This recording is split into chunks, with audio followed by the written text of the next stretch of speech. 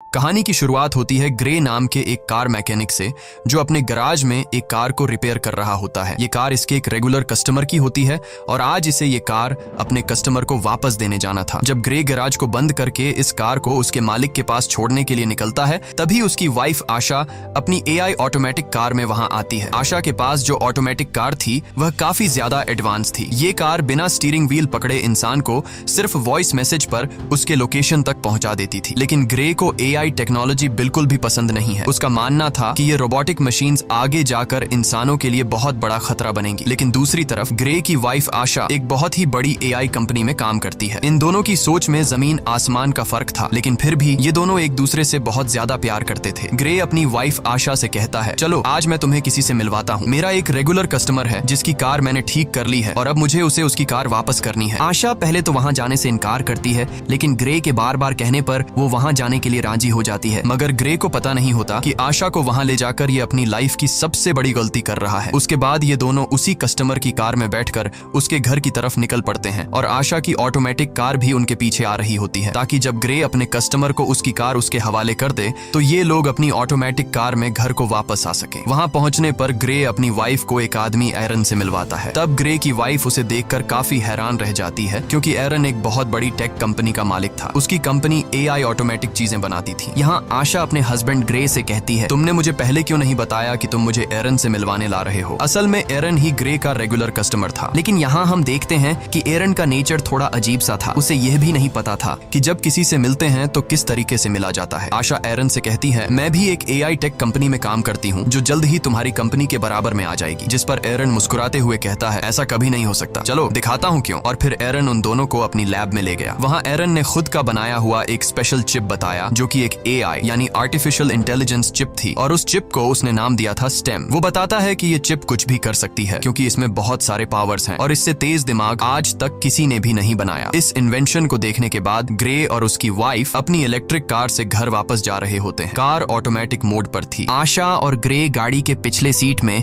Romance में मसरूफ थे, लेकिन तभी अचानक से उनकी कार अपने रास्ते से भटककर दूसरे रास्ते पर चलने लगती है। ग्रे ये नोटिस कर लेता है कि कार वहां पर नहीं जा रही जहां उसे जाना चाहिए। तब ग्रे की वाइफ अपनी कार को वापस घर के रास्ते पर चलने के लिए कहती है, लेकिन वो कार कहती है कि सिस्टम में कोई खराबी आ गई है। ग्रे मैन्युअली कार की ब्रेक दबाकर उसे रोकने की कोशिश करता है, जिससे कार रुकती नहीं बल्कि उसकी स्पीड और ज्यादा बढ़ जाती है। ये दोनों कार को रोकने की काफी कोशिश करते हैं, लेकिन कार को नहीं रोक पाते, जिसकी वजह से उनकी कार स्पीड ब्रेकर से टकरा जाती है और उलट जाती है। लकीली इस एक्सीडेंट में इन दोनों को ज्यादा चोटें नहीं आती और ये दोनों बच जाते हैं। ये लोग कार से निकलने की कोशिश कर रहे होते हैं कि तभी वहां पर एक गाड़ी आकर रुकती है, जिसमें से 4 लोग बाहर आते हैं और वो इन दोनों को कार से बाहर निकालकर पकड़ लेते हैं। उसी जगह पर एक पुलिस ड्रोन कैमरा भी ऊपर से सब कुछ शूट कर रहा होता है, जो उन 4 लोगों को पहचानने की कोशिश कर रहा था, लेकिन ड्रोन उन्हें नहीं पहचान पाता। यहाँ ग्रे को लगता है कि शायद ये लोग चोर हैं। वो उन लोगों से कहता है, प्लीज हमें छोड़ दो और बदले में तुम बेशक हमारी गाड़ी, पैसे सब कुछ ले लो। लेकिन वो लोग ग्रे की कोई बात नहीं सुनते और उनमें से एक आदमी ग्रे की वाइफ को शूट कर देता है। ये देखकर ग्रे पूरी तरह से सुन्न हो जाता है। ग्रे की आंखों के सामने उसकी दुनिया उजड़ गई। वो तेजी से चीखने लग जाता है। उसके बाद ये लोग ग्रे को पकड़कर पहले उससे खूब मारते हैं और फिर यह लोग ग्रे को भी गर्दन के पीछे गोली मार देते हैं। ये लोग ग्रे और आशा का सारा सामान चोरी करके वहां से चले जाते हैं। ग्रे की सांसें अभी भी चल रही थीं और वो अपनी आंखों के सामने अपनी वाइफ को तड़पता हुआ देख रहा था, लेकिन ग्रे कुछ भी नहीं कर पा रहा था, क्योंकि उसकी बॉडी का कोई भी पार्ट नहीं हिल पा रहा था। और फिर ग्रे की आंखों के सामने उसकी वाइफ की मौत हो जाती है। कुछ देर बाद वहां पर पुलिस आ पहुंची। उन्होंने आशा की बॉडी को पोस्टमार्टम के लिए भेज दिया और ग्रे को हॉस्पिटल में एडमिट कर दिया। हॉस्पिटल में 3 महीनों तक इलाज चलने के बाद ग्रे की जान तो बच गई, लेकिन अब वो चलने के काबिल नहीं था। गर्दन के नीचे गोली लगने की वजह से उसका स्पाइनल कोड टूट गया। कंधे से नीचे उसका पूरा जिस्म पैरालाइज्ड हो गया और फिर 3 महीनों बाद ग्रे को घर वापस लाया जाता है और यहाँ पर ग्रे व्हील चेयर पर होता है,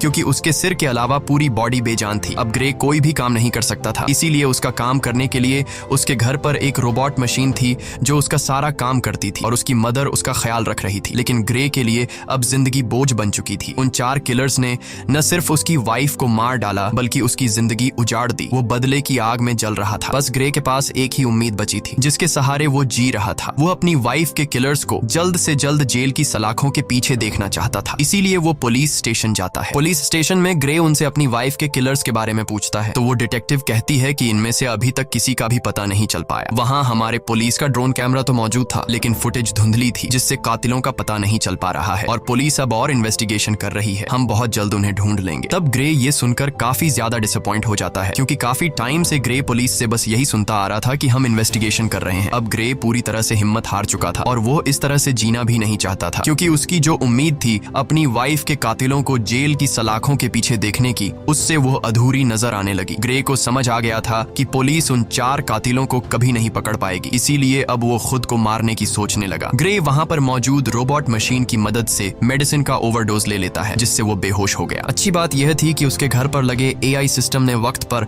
एम्बुलेंस को फोन कर दिया, जिससे ग्रे की जान बच गई। और यहाँ ग्रे से मिलने उसका वही रेगुलर कस्टमर एरन आता है। वो ग्रे से कहता है, मुझे तुम्हारी ये हालत देखकर बहुत बुरा लग रहा है। एरन ग्रे को दोबारा अपने पैरों पर खड़ा होकर जीने की उम्मीद देता है और कहता है, ग्रे, क्या तुम्हें याद है मैंने तुम्हें एक बार एक पावरफुल एआई चिप दिखाई थी, अगर तुम उसे अपनी बॉडी के अंदर लगा दो तो तुम एक बार फिर से चलने के काबिल हो जाओगे, साथ ही साथ बहुत ज्यादा पावरफुल भी हो जाओगे। लेकिन ग्रे एरन की इस ऑफर से इनकार कर देता है। ग्रे कहता है, अब मैं ये जिंदगी नहीं जीना चाहता। तब एरन उससे कहता है, सोच लो ग्रे, ये चिप तुम्हारी वाइफ को तो जिंदा नहीं कर सकती, लेकिन तुम्हें एक बार फिर जीने का मौका दे सकती है। अगर तुम्हारी वाइफ भी जिंदा होती तो वो भी यही चाहती। ये बात ग्रे के दिमाग को टच कर गई। वो सोचने लगा कि अगर मैं ठीक हो गया तो अपनी वाइफ का बदला ले सकूंगा, इसीलिए वो एरन की बात मान जाता है। अब यहाँ पर हम ये जान पाते हैं कि एरन को ग्रे से कोई हमदर्दी नहीं थी, वो बस ग्रे के पास अपने मकसद के लिए ही आया था, क्योंकि वह अपनी एआई चिप को किसी की भी बॉडी में इंसर्ट करना चाहता था। वो चेक करना चाहता था कि उसका इन्वेंशन सक्सेसफुल है भी या फिर नहीं। इसीलिए एरन वो चिप ग्रे की बॉडी में डालकर सीक्रेटली एक्सपेरिमेंट करना चाहता है, क्योंकि गवर्नमेंट इस तरह के एक्सपेरिमेंट्स करने की इजाजत नहीं देती। अगले सीन में हम देखते हैं कि एरन अपने घर में ग्रे की बॉडी पर एक्सपेरिमेंट कर रहा होता है। यहाँ ग्रे की स्पाइनल कॉर्ड में वो चिप इम्प्लांट की जाती है। वो चिप सीधा ग्रे के दिमाग से जुड़ गया। ऑपरेशन के कुछ घंटे बाद ग्रे को होश आता है तो डॉक्टर उसके हाथ और पांव को मूव करने की कोशिश करती है और ये चेक करती है कि क्या ग्रे अपने हाथ और पांव को अब महसूस कर पा रहा है या फिर नहीं। तब ग्रे की हालत देखकर वो लोग समझ जाते हैं कि चिप ने ग्रे की बॉडी पर असर नहीं किया। एरन बहुत ज्यादा मायूस हो जाता है, क्योंकि उसके इतने सालों की मेहनत जाया हो गई थी। लेकिन तभी ग्रे अपने हाथों को मूव करने लगता है। ये देखकर वो लोग हैरान रह जाते हैं और अब ग्रे अपने दोनों हाथों को मूव कर पा रहा था। और फिर देखते ही देखते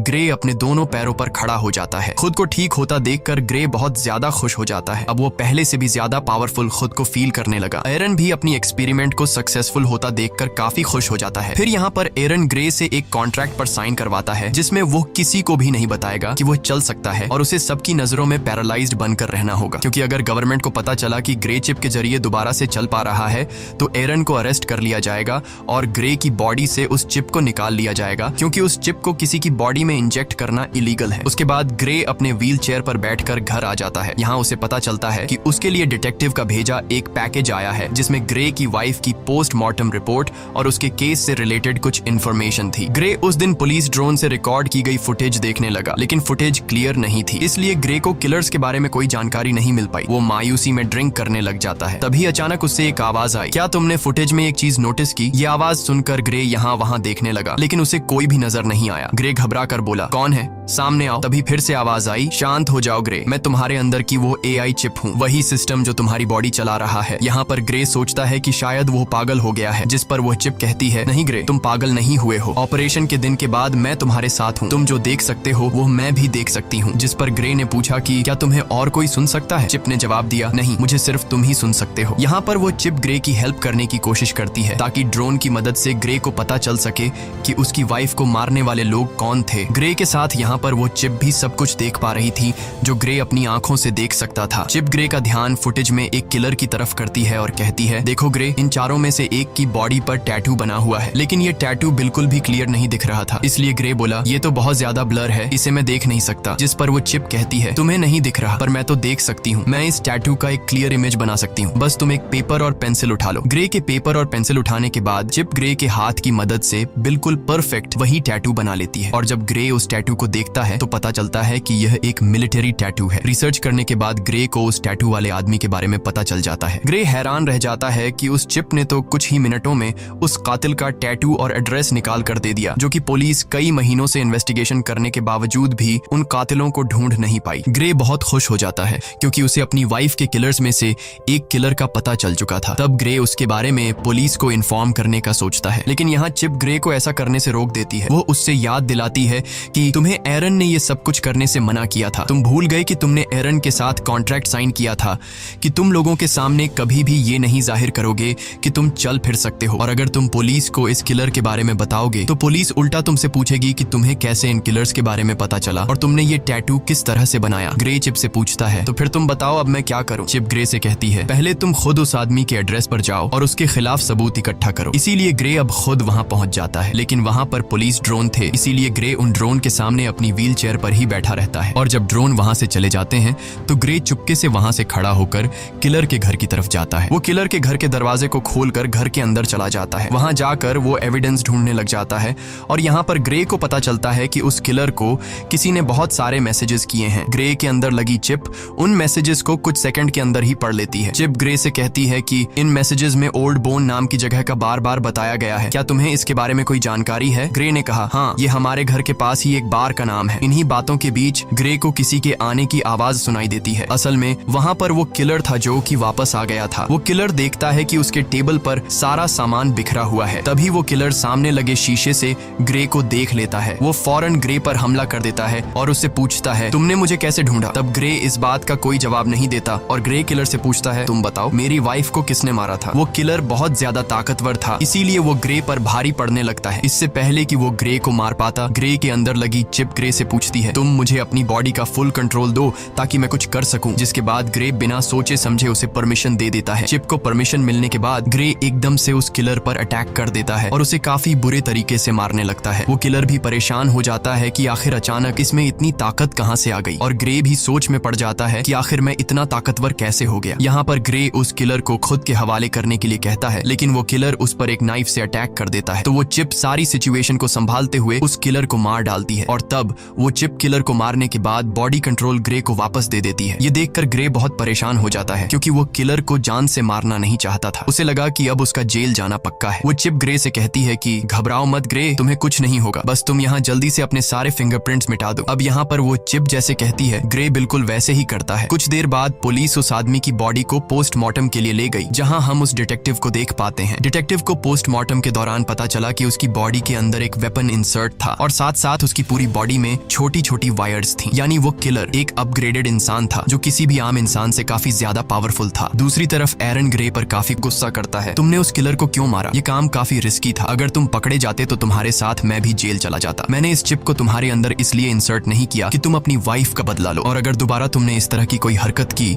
तो मैं तुम्हारे अंदर की इस चिप को डीएक्टिवेट कर दूंगा, जिसके बाद तुम फिर से पैरालाइज्ड बन जाओगे। इधर डिटेक्टिव भी पता लगाने की कोशिश कर रही होती है कि उस आदमी को किसने मारा। तभी डिटेक्टिव को पता चलता है कि जिस टाइम उस किलर का मर्डर हुआ तो उससे थोड़ा टाइम पहले ग्रे अपनी व्हील चेयर पर उसी एरिया में घूम रहा था। जिसके बाद डिटेक्टिव सीधा ग्रे के घर पर आती है। डिटेक्टिव ग्रे को कहती है कि हमने तुम्हें उस टाइम में उस एरिया में देखा है जिस टाइम उस सर्क नामी आदमी का मर्डर हुआ है। हमें उस आदमी पर पहले से शक था कि उसने तुम्हारी वाइफ को मारा होगा, क्योंकि हमारे पास उसका एक काफी बड़ा क्रिमिनल रिकॉर्ड है और वो उसी एरिया में रहता है जहाँ पर तुम्हारी वाइफ को मारा गया था, और अब कल उसी आदमी का मर्डर हुआ है। तब यहाँ पर ग्रे हैरान होते हुए कहता है, ओ अच्छा, लेकिन अगर तुम ये सोच रही हो कि मैंने उसे मारा है तो तुम्हारी यह सोच गलत है, क्योंकि तुम तो देख सकती हो कि मैं तो पैरालाइज्ड हूँ, और अगर तुम्हें फिर भी यकीन नहीं तो तुम मेरी टांग पर चाकू मारकर देख सकती हो। डिटेक्टिव भी ग्रे पर शक नहीं करती क्योंकि उसे लगता है कि ये तो खुद को नहीं संभाल सकता, तो फिर ये क्या किसी को मार पाएगा। इसीलिए वो ग्रे को बाय कहकर वहां से चली जाती है। डिटेक्टिव के जाने के बाद ग्रे रिलैक्स होकर सांस लेता है क्योंकि उसकी जान बच गई। इसके बाद ग्रे चिप से पूछता है कि अब आगे क्या करना है, तो वो चिप ग्रे को ओल्ड बोन बार में जाने का कहती है।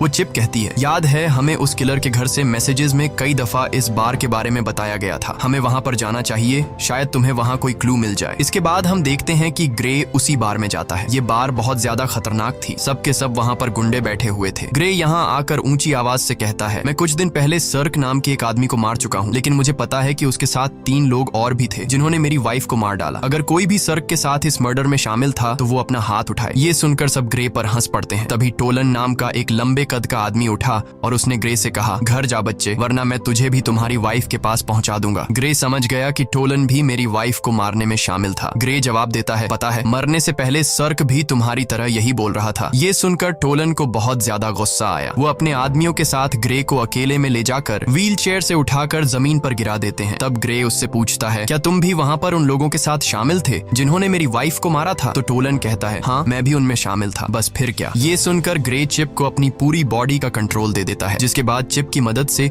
ग्रे उसके पास 2 आदमियों को मार गिरा देता है और फिर टोलन को भी बुरी तरीके से पिटने लग जाता है। ग्रे टोलन को नीचे जमीन पर गिराकर उससे पूछता है, तुम्हारे 2 और साथी कहाँ हैं और तुम लोगों ने मेरी वाइफ को क्यों मारा? लेकिन टोलन डरने के बजाय उल्टा हंस रहा था। वो ग्रे को कुछ भी नहीं बताता। तभी वो चिप ग्रे से कहती है, अगर तुम चाहो तो मैं बड़ी आसानी से इसका मुंह खुलवा सकती हूँ। ग्रे कहता है, क्यों नहीं, तुम जरा ट्राई करो। वो चिप उस किलर का फेस पूरी तरह से कट कर देती है। ग्रे पूछता है, अब बता क्यों मारा था मेरी वाइफ को? टोलन की सारी हेकड़ी निकल गई और फौरन उसने कहा, हमें पैसे मिले थे तुम्हारी वाइफ को मारने के लिए और मुझे फिस्क ने पैसे दिए। लेकिन इससे पहले कि ग्रे उससे फिस्क के बारे में कुछ पूछ पाता, वो आदमी वहीं पर मर जाता है। ग्रे गुस्से में चिप से कहता है, मैंने उसे मारने को तो नहीं कहा था, बस तुम्हें सिर्फ इसका मुंह खुलवाना था। तभी ग्रे की नजर उस मरे हुए आदमी के गले में लगी चेन पर पड़ी, जिस पर उसे बनाने वाली कंपनी का बोल्ट नाम लिखा था। ये देखकर ग्रे को शॉक हुआ, क्योंकि उस कंपनी में ग्रे की वाइफ आशा काम करती थी, यानी आशा के अपने ही कंपनी वाले उसे मरवाना चाहते थे। उधर एरिन को पता चल चुका था कि ग्रे ने फिर से किसी की जान ले ली। अब वो जल्दी से चिप को शट डाउन करने की कोशिश कर रहा था। तभी वो चिप ये बात ग्रे को बता देती है कि मुझे एरिन शट डाउन करने की कोशिश कर रहा है, इसीलिए हमें जल्द से जल्द कुछ करना होगा। ग्रे बोला, अब क्या करें? तभी वो चिप ग्रे को एक हैकर के बारे में बताती है, ताकि उस हैकर की मदद से एरिन की इनपुट को हटा सके, जिससे एरिन का होल्ड खत्म हो जाएगा और वो कुछ भी नहीं कर पाएगा। चिप ग्रे को जेमी नाम के एक हैकर का पूरा एड्रेस दे देती है। इसके बाद ग्रे उस हैकर के पास जाने लगता है। कुछ देर बाद ग्रे उस हैकर के फ्लैट तक पहुंच जाता है, लेकिन दूसरी तरफ एरिन उस चिप को 30% शट डाउन कर देता है, जिससे ग्रे की एक टांग पैरालाइज हो जाती है। लेकिन ग्रे फिर भी हिम्मत करके ऊपर जाता है। एरिन तेजी से चिप को शट डाउन करने के काम पर लगा रहता है, जिससे ग्रे का एक हाथ और एक पांव पैरालाइज हो जाता है। लेकिन इससे पहले कि एरिन ग्रे को पूरी तरह से पैरालाइज कर देता, ग्रे हैकर के डोर तक पहुंच जाता है। इसके बाद एरिन ग्रे को 100% शट डाउन कर देता है। अब ग्रे पूरी तरह से पैरालाइज हो चुका था। अच्छी बात यह थी कि ग्रे हैकर के दरवाजे तक पहुंचकर नॉक कर चुका था। इसके बाद जेमी नाम का एक हैकर दरवाजा खोलता है। ग्रे ने जेमी को कुछ पैसे दिए और जो कुछ चिप ने उसे समझाया था वो उसने हैकर से कहा। हैकर ने ग्रे को घर के अंदर लाया और उसके कोडिंग में काम शुरू कर दिया। तभी हम दूसरी तरफ उस बार में 2 आदमियों को देखते हैं जहां ग्रे ने टोलन को मारा था। उनमें एक तो वही आदमी था जिसने ग्रे की वाइफ को गोली मारी थी और उसी का नाम फिस्क है। अब यहाँ पर फिस्क बार के ओनर पर गुस्सा करता है, क्योंकि ग्रे उसके एक आदमी को मारकर चला गया और बार के ओनर ने कुछ भी नहीं किया। फिस्क उस बार के ओनर को मार देता है। फिस्क अपने साथी को मरा हुआ देखकर बहुत ज्यादा गुस्सा हो जाता है। यहाँ पर फिस्क अपने साथी की आंख में एक पतली सी पिन घुसाता है और उस पिन डिवाइस से फिस्क को सब कुछ पता चलता है और उसे यह भी पता चल जाता है कि इस वक्त ग्रे कहाँ पर है। इसके बाद फिस्क और उसका साथी वहां जाने के लिए निकलते हैं। दूसरी तरफ हैकर ने ग्रे के सिस्टम को फ्री कर दिया। बस अब चिप को सिर्फ रीस्टार्ट करने की देर थी और हैकर ग्रे को बताता है कि कुछ देर बाद तुम्हारे अंदर लगी चिप रिबूट हो जाएगी। तभी वह हैकर देखता है कि 2 लोग यहाँ पर आ रहे हैं और वह 2 लोग थे फिस्क और उसका साथी। इसके बाद फिस्क और उसका साथी दरवाजा तोड़ने की कोशिश करते हैं, जहाँ पर वह चिप ग्रे की बॉडी में फिर से बूट होने लगती है, जिससे ग्रे का एक हाथ दोबारा काम करने लगता है। यहाँ पर फिस्क और उसका साथी दरवाजा तोड़कर अंदर आ जाते हैं। अंदर आकर वह दोनों देखते हैं कि ग्रे जमीन पर पैरालाइज पड़ा हुआ है। जैसे ही ये दोनों ग्रे को मारने वाले थे, तभी अचानक ग्रे की बॉडी के अंदर लगी चिप रिस्टार्ट हो जाती है और ग्रे फौरन वहां से भागने लगता है। तब यहाँ पर फिस्क का साथी भी फायरिंग करते हुए उसका पीछा करता है। ग्रे खुद को बचाते हुए ऊपर बिल्डिंग की छत पर चढ़ जाता है। अब आगे जाने का कोई रास्ता नहीं था, इसलिए ग्रे वहीं पर रुक जाता है। यहाँ पर वह चिप अपनी पावर दिखाती है और बड़ी ही बेरहमी से फिस्क के साथी को मार देती है। जब तक फिस्क वहाँ पर आता है तब तक ग्रे वहाँ से जा चुका होता है। इसके बाद ग्रे जब अपने घर आता है तो उसकी मदर उसे देख लेती है कि उसकी पूरी बॉडी पर खून लगा हुआ है। साथ ही ग्रे अपने पैरों पर भी खड़ा हुआ है, यानी अब वह पैरालाइज नहीं है। इसके बाद ग्रे अपनी मदर को इस सब के बारे में बता देता है कि वह किस तरह से एरिन की चिप की वजह से दोबारा ठीक हो गया है। साथ ही ग्रे अपनी मदर को इस बात को सीक्रेट रखने के लिए भी कहता है। उधर एरिन बहुत ज्यादा टेंशन में होता है, क्योंकि उसके हाथ से अब ग्रे और वह चिप निकल चुके थे। उस हैकर के इनपुट डालने के बाद एरिन उसे ट्रैक नहीं कर पा रहा था। इसके बाद ग्रे की मदर वहां पर आकर उसे बताती है कि वह डिटेक्टिव आई है। यहाँ पर डिटेक्टिव ग्रे से कहती है कि तुम्हारी व्हील चेयर उस जगह से मिली है जहाँ पर दूसरा मर्डर हुआ है, तुम इस बारे में क्या कहोगे? इस पर ग्रे कहता है, हाँ मैं वहाँ पर था, लेकिन मैंने किसी को नहीं मारा। अब डिटेक्टिव को भी ग्रे पर शक होने लगा था। तब डिटेक्टिव उससे कहती है कि 3 लोग मारे जा चुके हैं और तीनों वही हैं जिन पर हमें शक था कि उन्होंने ही तुम्हारी वाइफ को मारा होगा, और हर बार तुम वहाँ पर पाए जाते हो जहाँ पर मर्डर होता है, तो हो सकता है तुम किसी को पैसे देकर ये सारे मर्डर्स करवा रहे हो। तब ग्रे उससे कहता है, अगर आपको ऐसा लगता है तो आप मेरी कॉल रिकॉर्ड चेक कर सकती हैं। तब यहाँ पर वह डिटेक्टिव कुछ नहीं कह पाती और जाते वक्त वह चुपके से ग्रे की जेब में माइक्रोफोन डालकर चली जाती है। ग्रे को अब रियलाइज होने लगा कि कातिलों को सजा देने के जुनून में अब वह खुद एक कातिल बन चुका है। ग्रे कहता है, अब मुझे ये सब कुछ बंद करना होगा। तो वह चिप कहती है, नहीं ग्रे, हमें इस आखिरी आदमी को मारना होगा जिसका नाम फिस्क है, क्योंकि अगर हमने इसे नहीं मारा तो वह हमें मार देगा। लेकिन ग्रे अब और किसी को नहीं मारना चाहता था, इसलिए वह चिप से कहता कहता है बस अब बहुत हो गया, तुम मेरे दिमाग से निकल जाओ। तभी ग्रे की बॉडी अनकंट्रोल होकर पीछे तकिए पर गिर जाती है। ग्रे ने चिप से परेशान होकर पूछा, मैं हिल क्यों नहीं पा रहा हूँ। इसके बाद वह चिप ग्रे को कहती है, उस हैकर ने जो कोड मेरे सिस्टम में एंटर किए हैं उसकी वजह से मैं पूरी तरह से आजाद हो चुकी हूँ। इसका मतलब ये है कि अब वह चिप ग्रे की परमिशन के बिना वो सारे काम कर सकती है। ग्रे, अब मुझे तुम्हारी बॉडी का फुल कंट्रोल मिल चुका है, अब तुम मेरी मर्जी के मुताबिक चलोगे। अगर मैं चाहूँ तो तुम अपने हाथ की एक उंगली तक हिला नहीं पाओगे। ये सुनकर ग्रे के गले में सांसें अटक गईं। यहाँ पर ग्रे और चिप आपस में जो बातें कर रहे थे, दूसरी तरफ डिटेक्टिव भी वह सारी बातें सुन रही थी, क्योंकि उसने ग्रे के पॉकेट में एक माइक्रोचिप डाला था। लेकिन यहाँ पर डिटेक्टिव को यह बात समझ नहीं आती कि ग्रे जिसे बात कर रहा है आखिर वो है कौन। इसके बाद चिप ने ग्रे से कहा, अब चलो ग्रे, हमें उस आखिरी कातिल को खत्म करना है। अब ग्रे अपनी बॉडी पर पूरी तरह से कंट्रोल खो चुका था, इसलिए चिप उनसे जो कहता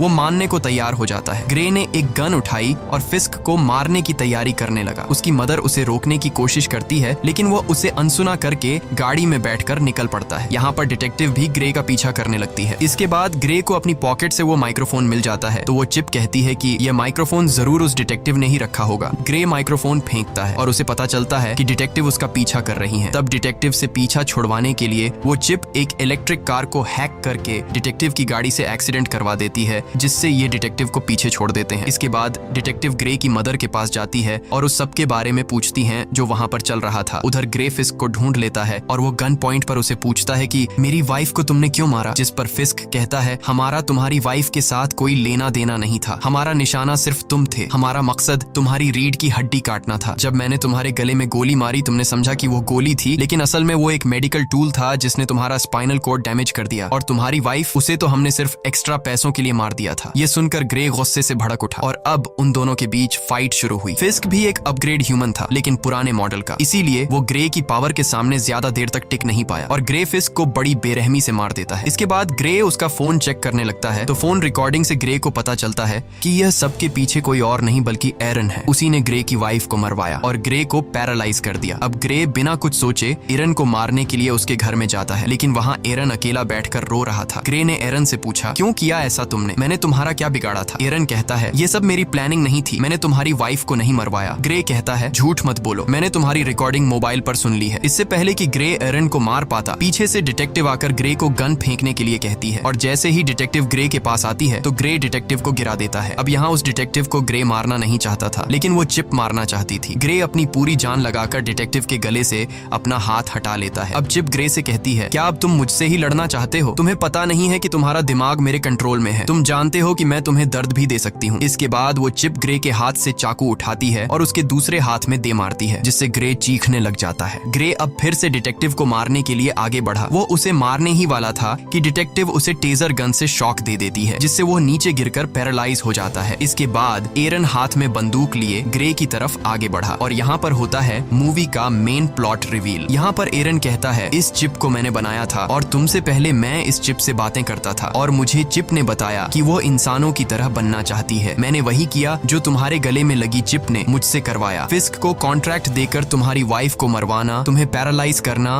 और तुम्हारी गर्दन पर वो चिप लगवाना, सब कुछ उसी चिप का प्लान था। मैंने इस चिप को बनाया तो है, लेकिन मैं इसे पूरी तरह कंट्रोल नहीं कर सका। ये चिप किसी इंसान के शरीर में घुसकर उसे अपनी मर्जी के फैसले करवाना चाहती थी और इस चिप ने तुम्हें चूज किया था। ये बातें सुनकर ग्रे काफी हैरान हो जाता है। एरन बताता है कि ये चिप मुझे मारना चाहती है क्योंकि अगर मैं जिंदा रहा तो इसी के जैसी एक और AI चिप बना दूंगा और चिप यह नहीं चाहती कि इस जैसा और कोई भी हो, इसीलिए वो मुझे मारना चाहती है। और यहाँ पर वह चिप कहती है, हाँ यह मेरा ही प्लान था, मैं जिंदा इंसान बनना चाहती थी, इसीलिए मैंने यह सब कुछ कर दिया। इस बार इस चिप की बातों को एरन और डिटेक्टिव भी सुन पाते हैं। यहाँ पर वह चिप एक बार फिर से एक्टिवेट हो जाती है और वह फौरन एरन को मार देती है। अब वह चिप डिटेक्टिव को भी मारने की कोशिश करती है। यहाँ पर ग्रे पूरा जोर लगाकर उसके निशाने को गलत कर देता है। गुस्से में आकर चिप ने ग्रे की गर्दन पर पिस्टल तान दी और अगले ही पल कुछ अजीब हुआ। जब ग्रे की आंख खुलती है तो खुद को एक हॉस्पिटल की बेड पर पाता है। यहाँ पर वह चिप को आवाज देता है, लेकिन उसे कोई भी रिस्पॉन्स नहीं आता और तभी उसकी वाइफ भी उसके सामने ही होती है। उसकी वाइफ उसे बताती है कि हमारा एक्सीडेंट हो गया था और तुम बहुत दिनों से बेहोश थे। तो फिर क्या ये सब कुछ एक सपना था? बिल्कुल नहीं। असल में इस चिप ने ग्रे के दिमाग को उसके शरीर से बिल्कुल डिस्कनेक्ट कर दिया था और उसे एक खूबसूरत उसके सपनों की दुनिया में भेज दिया। ग्रे का माइंड वहाँ पर खो गया था, जबकि उसका शरीर असली दुनिया में चिप के कंट्रोल में था। चिप अब डिटेक्टिव को भी मारने वाली थी। डिटेक्टिव उससे कहती है, ग्रे तुम ऐसा नहीं कर सकते। तो वह चिप कहती है, ग्रे अब यहाँ पर नहीं है, वह बहुत ही अच्छी जगह पर है, अपने अपने सपनों की दुनिया में जहां उसे होना चाहिए और अब इस बॉडी पर मेरा कब्जा है। और यह कहकर वह चिप डिटेक्टिव को शूट कर देती है और इसी के साथ ये कहानी खत्म हो जाती है। अगर वीडियो आपको अच्छी लगी हो